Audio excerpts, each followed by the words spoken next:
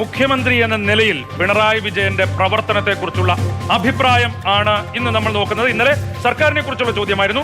ഇന്ന് മുഖ്യമന്ത്രി എന്ന നിലയിൽ പിണറായി വിജയന്റെ പ്രവർത്തനത്തെക്കുറിച്ചുള്ള അഭിപ്രായം നമുക്ക് നോക്കാം. പിണറായി വിജയനെ ജനങ്ങൾ എങ്ങനെ റേറ്റ് ചെയ്യുന്നു? മുഖ്യമന്ത്രി എന്നുള്ള നിലയിൽ പിണറായി വിജയന്റെ പ്രവർത്തനത്തിന് എത്ര മാർക്ക്?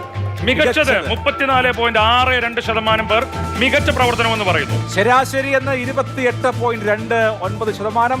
മോശം എന്ന് പറയാൻ 33.05 അല്ലെ? 33% ആളുകൾ മോശം എന്ന അഭിപ്രായം രേഖപ്പെടുത്തുന്ന അഭിപ്രായമില്ല എന്ന് 4.04% ആളുകൾ പറയുന്നു. അതായത് മികച്ചത് എന്ന് 34.62%, മോശം എന്ന് 33.05%. ഏതാണ്ട് മികച്ചതും ശരാശരിയും കൂടെ കൂട്ടുമ്പോൾ 50% മുകളിലുണ്ട്.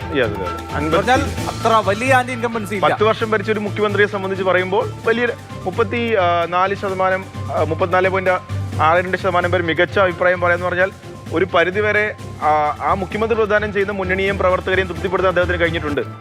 അത് അവർക്കിടയിൽ പിണറായി വിജയനെ ജനങ്ങളുടെ തംസപ്പാണിത്.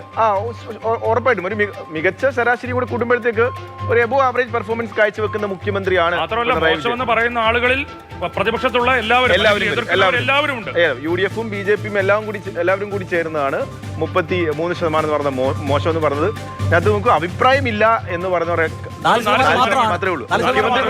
മുഖ്യമന്ത്രിയെ പറ്റി ഒരു അഭിപ്രായമുണ്ട് ആളുകൾക്ക്. അദ്ദേഹം നല്ലതാണോ ശരാശരിയാണോ മോശമാണോ എന്നുള്ളത് അഭിപ്രായം പറയാതിരിക്കുന്നില്ല. കാരണം ഒരുപക്ഷെ അദ്ദേഹത്തിന്റെ എല്ലാ രീതിയിലുള്ള ഇടപെടലായിരിക്കാം. അദ്ദേഹം മുഖ്യമന്ത്രി എന്നുള്ള പെർഫോമൻസ് ആയിരിക്കാം. ഇനി അദ്ദേഹത്തെ എതിർക്കുന്നവർക്കുള്ള രീതിയിലുള്ള മറ്റ് രീതിയിലാവാം. അഭിപ്രായമില്ല എന്നുള്ള ആളുകളുടെ ശതമാനം വെറും 4% ഉള്ളൂ. ഈ ചോദ്യത്തിന് ഞാൻ തുടക്കം തൊട്ടേ പറഞ്ഞു, നമ്മുടെ സർവേയിൽ എല്ലാ രാഷ്ട്രീയ ചോദ്യങ്ങളോടും ഒരു 80% മുകളിൽ ആൾക്കാർ പ്രതികരിച്ചിട്ടുണ്ട്. രാഷ്ട്രീയപരമായ ചോദ്യങ്ങളോട് പ്രതികരിച്ചിട്ടുണ്ട്. അതിന്റെ സൂചനയാണിത്. മുഖ്യമന്ത്രിയുടെ പ്രവർത്തനം എങ്ങനെയെന്ന് നോക്കുമ്പോൾ ഇത് പിണറായി വിജയനെ സംബന്ധിച്ച് ആശ്വാസകരമായ ഒരു മോശം എന്ന് പറയുന്നത് 33.05%. അടുത്ത മുഖ്യമന്ത്രി ആരാകണമെന്നുള്ള ചോദ്യമുണ്ട്. അത് വരും ദിവസം വരും.